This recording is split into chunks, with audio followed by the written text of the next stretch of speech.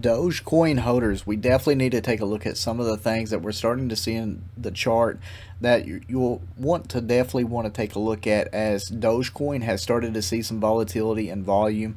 I'm going to cover it, so make sure you do watch this until the end.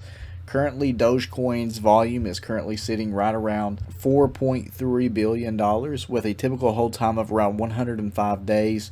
The all-time high is 74 cents. Popularity is still number 7 on Dogecoin, and that'll be coming on Coinbase. Market cap is sitting right below 60 billion, right around 59.8 billion. It had recently dropped the $60 billion market cap once it broke 41 cents. Ever since lately, we started to notice that we had a lot of consolidation. We had a nice little run up right before we started to kind of see it fall back down to currently where it is. Within 5 days and 19 hours, we've currently lost 15.8% on Dogecoin. We started to see that due to the loss of volume and volatility, but overall with Dogecoin and the overall market did see a pullback, and a lot of these coins that had around 100% gain had seen a previous fallback of around the same areas, around 15 to 20% just within a few hours and within a few days. While with Dogecoin, we was right back at this level here soon, and I want to talk about this. As of lately, we started to kind of see that like this candlestick kind of close. So I'm hoping that we can break above this trend, getting back up to that 48 cent very quickly.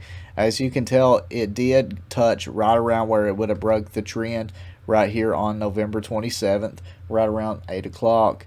We started to see a lot of movement whenever we seen it go back up to that 48 cent range. There was a lot of hope and hype coming along with it. Our buy and sell indicator did indicate over a 143% gain within 21 days, and sold it right before we started to consolidate here and here. It was a nice little entry and exit, but remember, I am not a financial advisor. It's just entertainment purposes only. Currently, a lot of the overall market is kind of consolidating pretty steadily. XRP is staying right around $1.56, along with Pepe being up around 2% today, along with Shiba as well.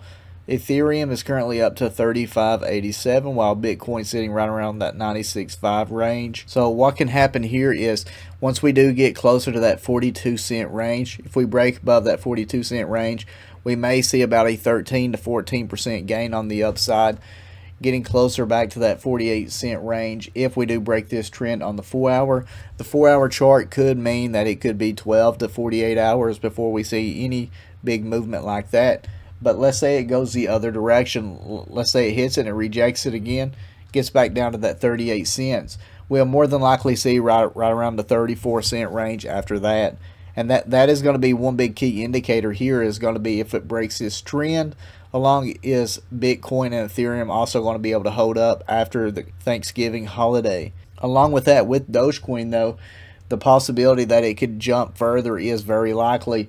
Definitely as we start to see consolidation within the markets, that's usually a cool-off period for a lot of the indicators, RSIs, and money to kind of be traded around into other cryptos.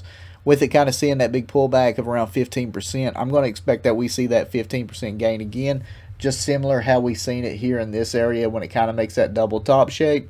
I'm expecting that we're going to see something very similar heading back to that 48 cent for a good trade. But these are some key levels within the next 12 to 48 hours.